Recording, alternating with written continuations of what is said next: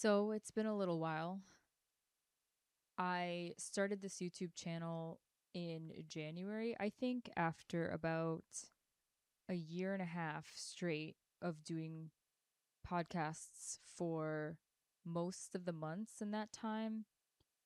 I published sometimes an episode weekly, and I really wanted to bring it to YouTube because I wanted to get more comfortable doing different kinds of videos and showing people more practically like how I did stuff instead of just talking about doing stuff.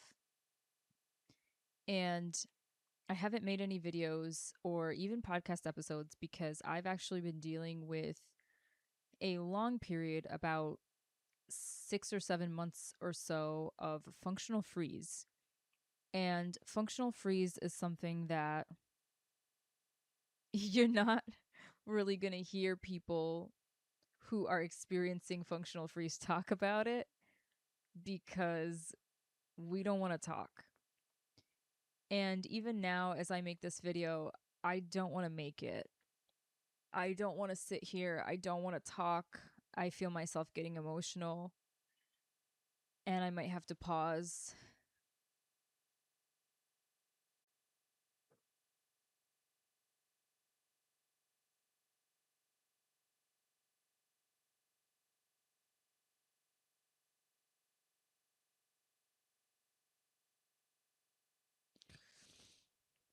I should have gotten a box of tissues before I sat down. I don't want to make this video.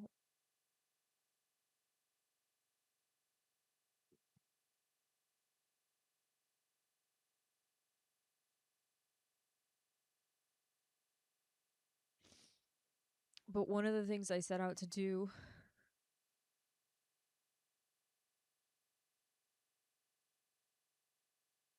when I started this journey was to show people what it was like in the middle of the healing.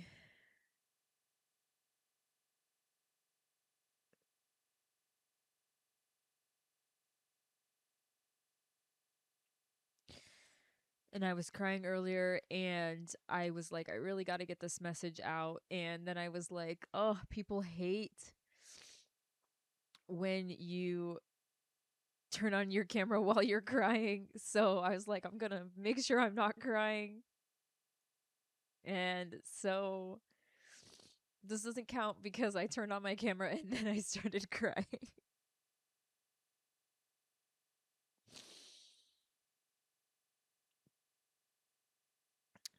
But oh my gosh, I just remembered I was going to call my cousin in like 6 minutes. I got to text her because I got to get this out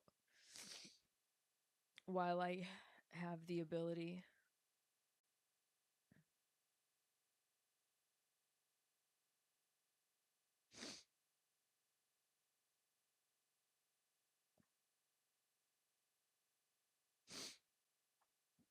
Okay, I texted her. So I didn't want to make this video um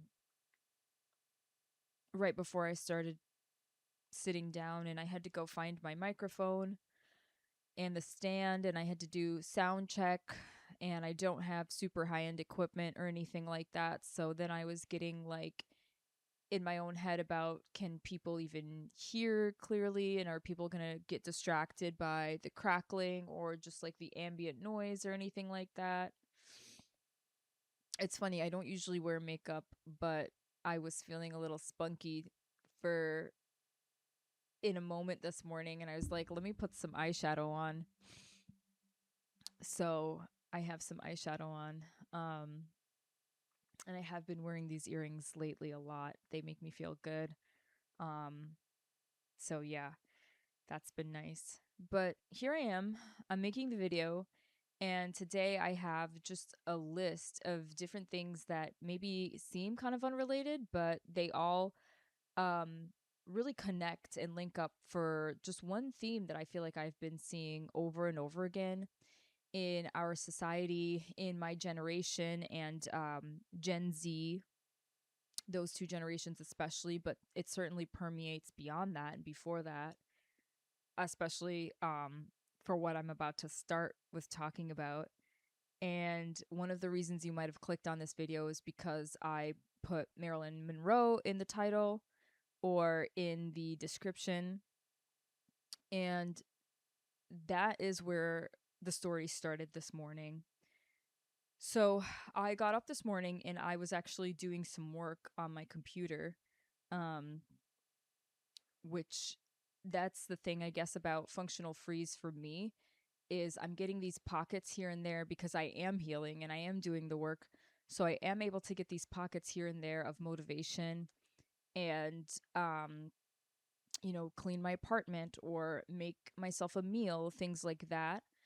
But there are a lot of things that are sort of non essential, so to speak, like making a podcast video or a YouTube video. And those things are much harder to do.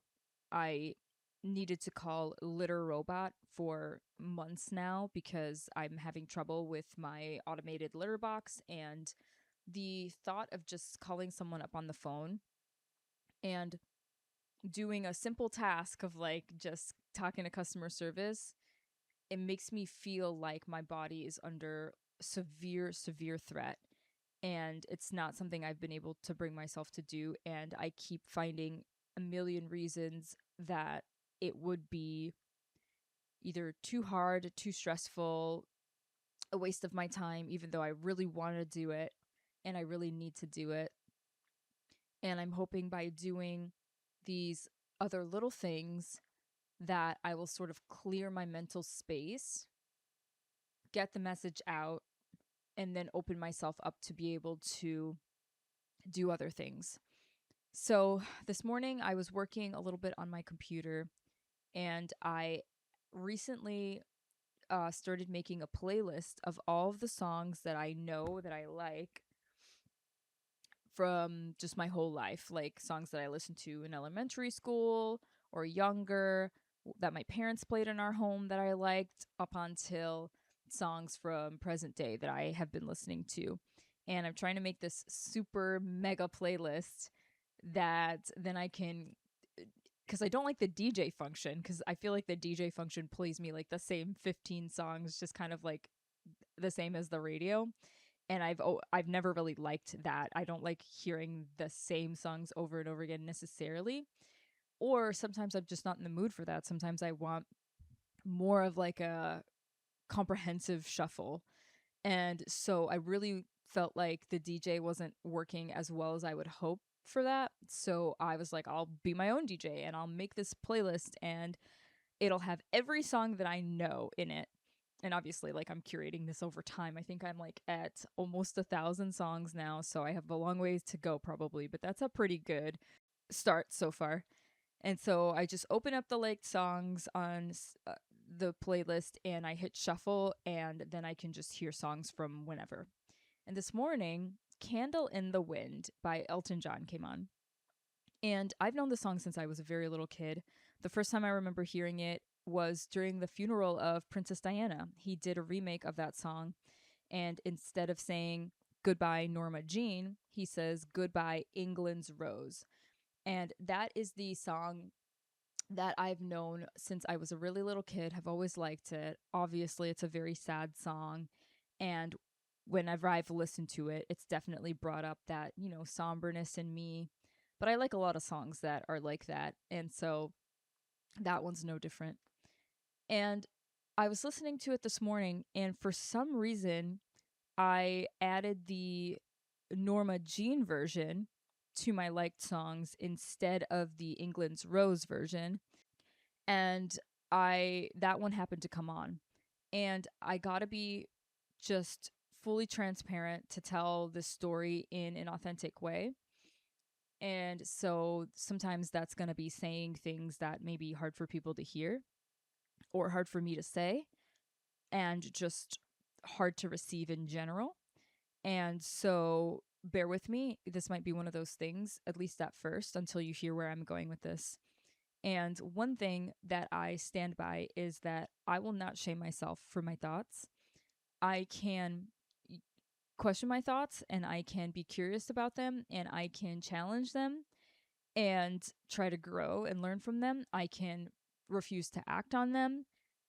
So many things, but I will not shame my thoughts. And so that's the space that I'm coming from here.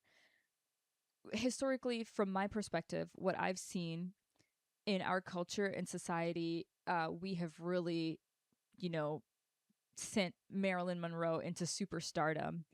And I have really questioned this for a long time, seeing the iconic t shirts that she's on and just posters. There's a restaurant I love, it's one of my favorite restaurants, and there's a big poster of her in the bathroom. And I remember so many girls when I was in high school really, really glamorized and idolized Marilyn Monroe, looked up to her. And as I got older, I never really felt connected to that. But as I got older, especially, I was just like, our world is so strange and interesting and really kind of sick. And I don't mean sick as in like in a villainizing kind of way. I mean sick as in like there's something going on here. There's something wrong, and I wanted to question it because I didn't understand why we would role model after someone who took their lives at such a young age. And I remember thinking, like, that's not a very good idea. It just seemed like, at a very basic logical level, that wasn't something that made a lot of sense, right? If I was going to model my life and look up to as a role model someone who felt like life was not worth living. And I thought about this for a long time, and it made me confused about our culture and our society and how I saw or felt like I was supposed to perceive Marilyn Monroe was a symbol of femininity, independence, sexuality, womanly power, um, confidence, desire, just all of these things that I think are good and they are powerful. But again, I just couldn't reconcile how it made sense to pair her with those things, those traits. And those are really good things and great attributes. But again, I just couldn't reconcile how someone who was really embodying those things went on to do what they did. And then we would make them an icon of those attributes when clearly there was a little bit of dissonance between the symbol of the person and the reality of the person. So I kind of just had that floating around in the back of my mind for most of the time that I've known who Marilyn Monroe is and was, and have been old enough to really start pondering it. And when I was listening to the song this morning, Candle in the Wind, I I don't know why, but for some reason the lyrics just, as we say, hit different today. They completely hit me so different, and it really sunk in what Elton John had written in that song. And for those of you who aren't familiar with the song, one of the most powerful lyrics is just, the titular refrain of the song, which is, "It seems to me you lived your life like a candle in the wind, never knowing who to cling to when the rain set in." And I might cry again. I've been crying just on and off all morning as I've been thinking about this and just, mulling over life in general as I do. And it really, really shook me because for the first time, and I don't know if people are going to agree with me on this, but for the first time, I saw who and what Marilyn Monroe, Norma Jean really was, in my opinion. And it made me just see exactly what we're going through today is what she went through back then.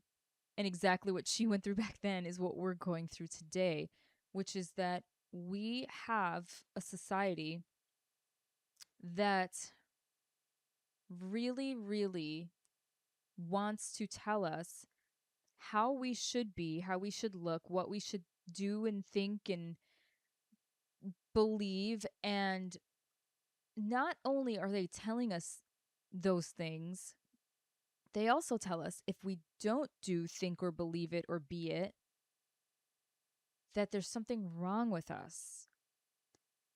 And for the first time, I saw, and I just started like weeping on her behalf.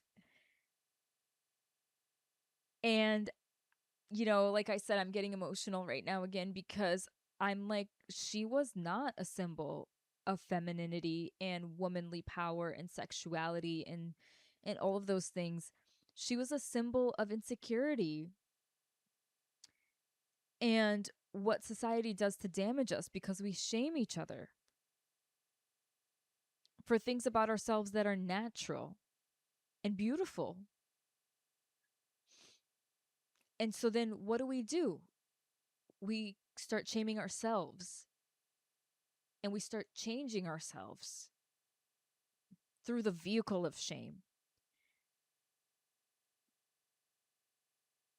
And let me just pause and say that this is not at all to devalue Marilyn Monroe's life. In fact, just the opposite. Just the opposite. I think, and I would challenge that what we have been doing and how we've been looking at her has had more of the potential to devalue her life and to take away the lessons from what she went through would be to remember that she was Norma Jean and why Norma Jean was enough.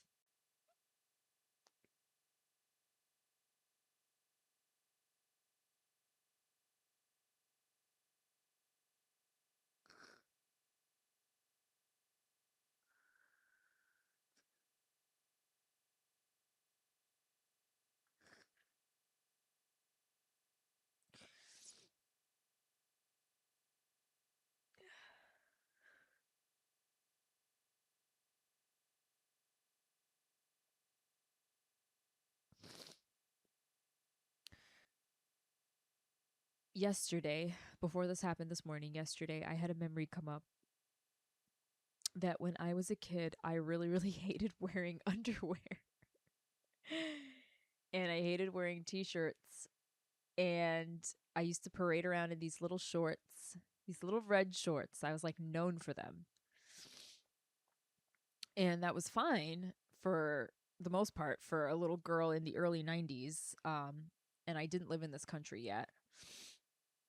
And just to walk around shirtless, it was okay. And, people actually thought I was a little boy for a lot of that time.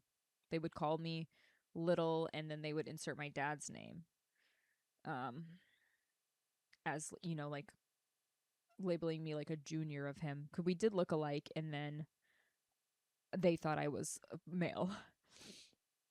And, so as I got older, obviously, if you're a little girl, you like learn, and my parents helped me to understand, you dress a little bit more appropriately as your body starts to change. And I also moved to the United States, when I was 9 years old. And so that changed a lot of things because I wasn't just in my little backyard in the neighborhood anymore.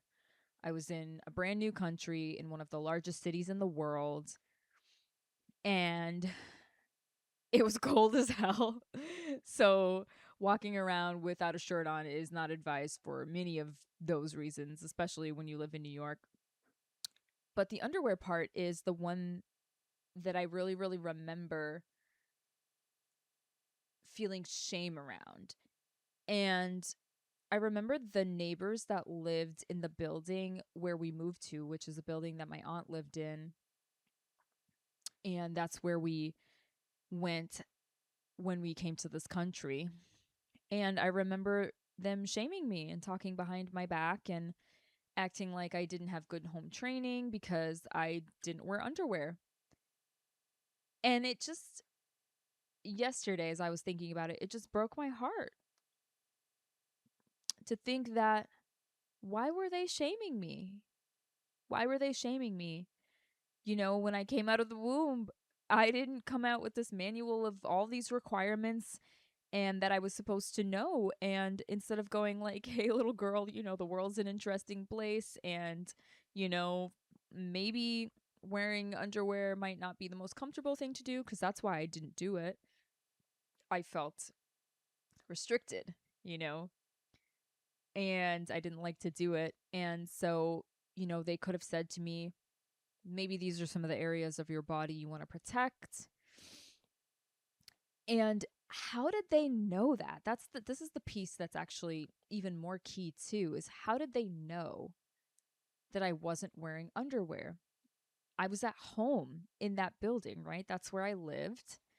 And so I would be wearing comfortable clothes, and sometimes maybe there were situations where maybe I bent over or something. But one of the things I remember in general, in particular, was that the adults in my life, in my own family, would actually talk about it too.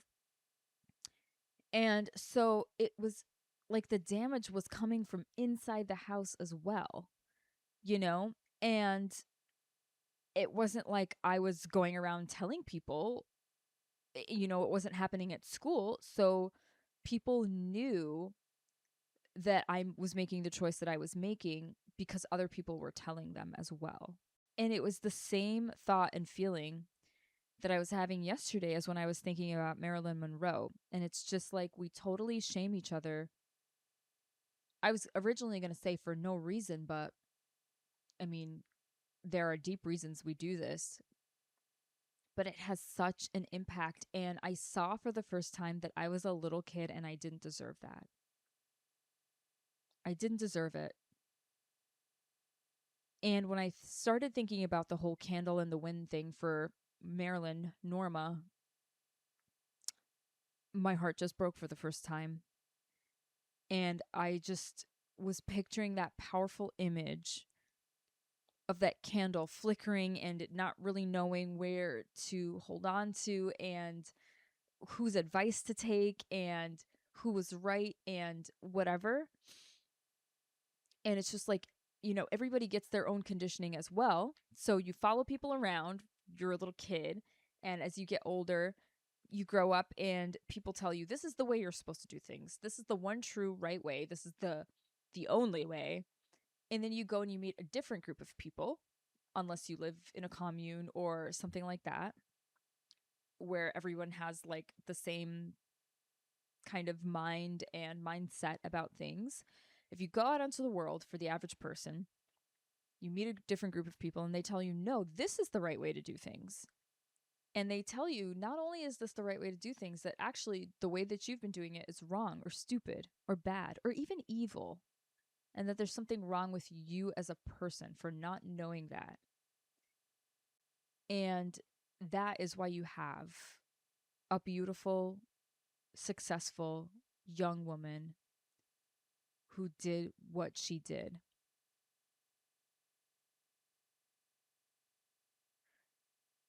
And I literally said out loud to Marilyn this morning, my heart breaks for you. And I wish things were any different today than they were when you were growing up. They're not. Things are not different.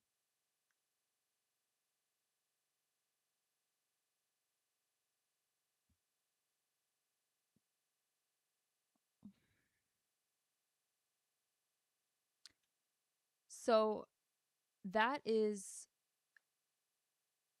something that happened in the past to me and something that has happened in the past as a society to us with an icon that we all know. And I think I'm going to have to pause this and turn it into a part 2 because I have much more that I want to say about things that I've seen anecdotally in my own experience and in our society at large that are happening in present day that are very, very connected to something that happened to Norma Jean in 1962.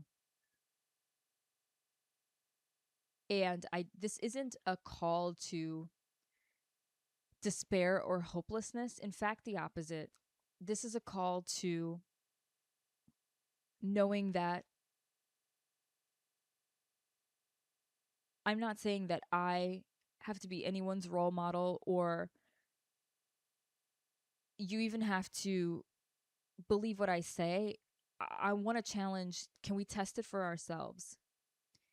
Can we test for ourselves if we work on building our self-esteem from the inside? And if you weren't raised to know how to do that, it is not your fault that you don't know how to do it. It's something that's obvious that you're going to be struggling with.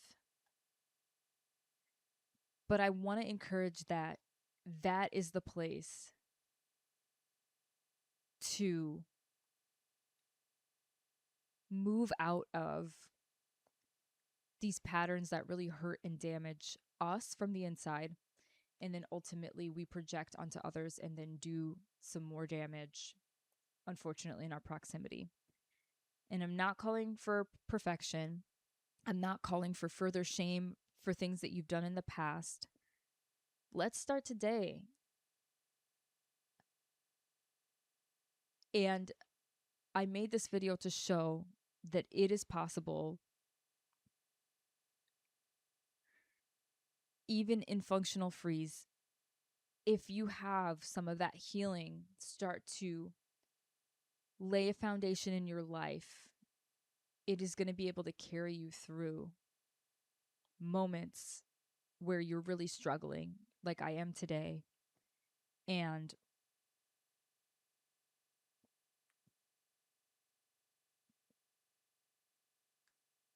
that is going to get stronger and stronger over time. And it's worth it. It doesn't look glamorous right now. I am not showing images of all the beaches that I've been able to visit in the countries and how stamped my passport is. And I'm just sitting in my living room that I have been working really hard on to organize and curate one little throw pillow from whatever that store is called.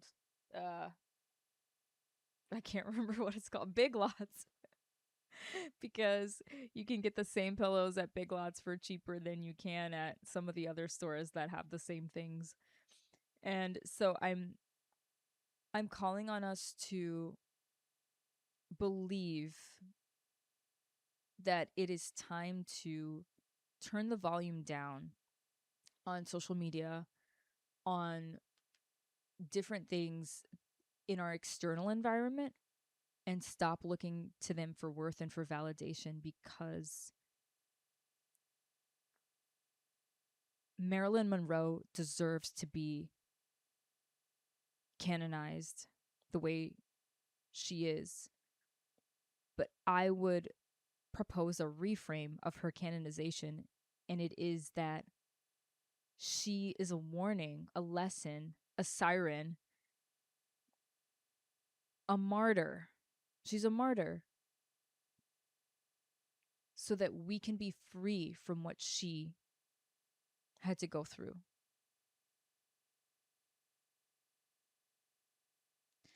And I want to learn that lesson. The last thing I'll say is that if you know anything about my journey, I owe a lot of my gratitude to Thais Gibson and Heidi Priebe and Richard Schwartz more recently, and Bessel van der Kolk more recently as well. I've just completed um, No Bad Parts and The Body Keeps the Score. And those have really, really compounded my healing in a big way. But I continually go back to integrated attachment theory and the core wounds. I use all of the different frameworks and models of healing in a way in conjunction to be able to, I feel like, get the most out of what I need as I go through this time. And I always come back to Thais and her teachings about core wounds. And as a recovering fearful avoidant, I have, for most of my life, struggled with this wound of being defective. That shame based, something's wrong with me at my core wound. And like I mentioned, if you're hearing stories for just being a free little kid who's like, I don't really know what the rules in the world and society are right now. And I don't think I'm bad for not wearing underwear, because you know what? It's not intrinsically and inherently bad to not wear underwear underneath your pants. There's nothing wrong with that. We've made that bad as a society. We've made it bad. And I now understand why it feels, why it's a good idea to do it. But as a 9-year-old, those were not things I should have already known and been shamed about because of not knowing.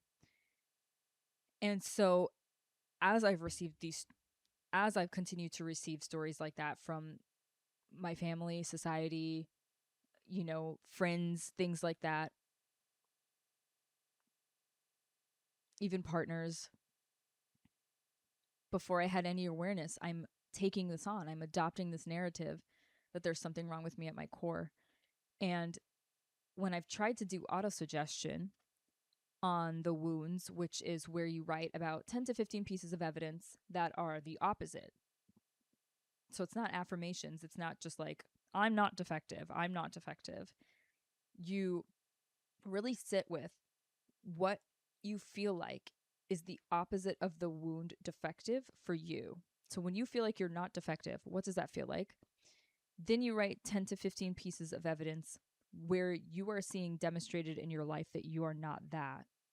And then you're doing that for 21 days. You're interacting with it for 21 days via writing it down, then recording it and playing it back, or reading it for 21 days, early in the morning or before you go to bed. And when I say early in the morning, I guess I just mean like shortly after you wake up. And I have struggled for a long time to really get in touch with what the opposite of the defective wound is for me, because some wounds are easy in the sense that you can find a word that's the opposite very quickly that resonates. So if you're feeling I'm unsafe, then what's the opposite of unsafe is safe. If you're feeling trapped, the opposite of that is free. If you're feeling unloved, then the opposite of that is loved, right? And so defective was one that I really struggled with. And I Googled it. I listened to people in Thais's webinars. I've listened to Thais herself talk about some options, and you can use assets. Some people like to use some, one of the phrases I've got to that really helped me for a while was feeling unconditionally acceptable.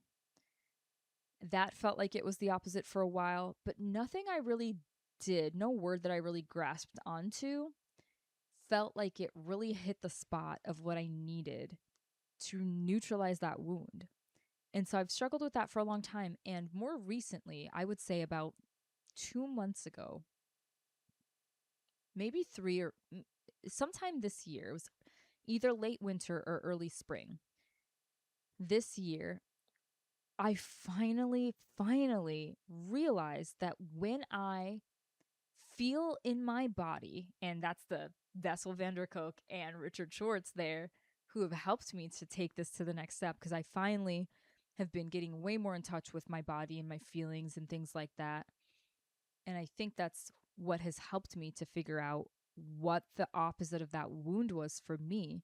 And when I really sat with that feeling in my body, and when I thought about what it felt like to be defective, which I was very familiar with that feeling, and then flipped it and thought, okay, how would I label what it feels like to be the opposite of this? The word that I came up with, it's going to completely underwhelm you, but it was revolutionary for me.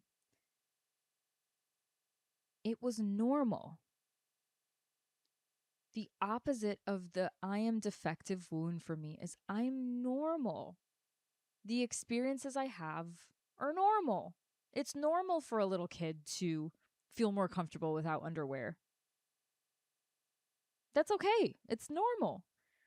It's normal for people who are stressed to overeat, right? That's what your brain is going to do. It's going to look for some soothing mechanism. And it's normal for people who have not been raised to soothe themselves to go to substances like food or drugs or alcohol. Those are not shameful things. They're challenging things. They're things that can destroy and damage our lives in ways that really have an impact, but they do not make you defective as a person. They make you normal, because if your brain is under stress and you have not learned and have not been taught to regulate your emotions, to know how you feel, if you were raised to have your feelings be minimized and to dissociate from your body and your needs, it is going to be normal for you to make decisions that can harm your life. And that is the word that has helped me to really start neutralizing this belief that I was defective. And I might cry again. Because as I was thinking through the life of Marilyn Monroe this morning and feeling sadness on her behalf and just thankful for her opening my eyes today.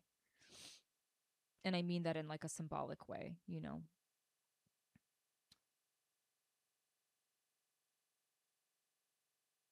I realized that you can't spell normal without Norma.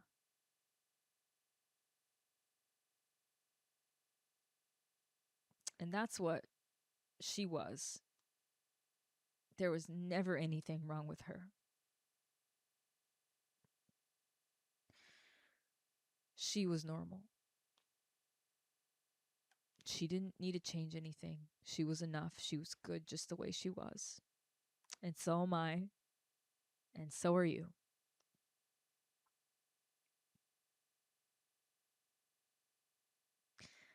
Thanks for listening.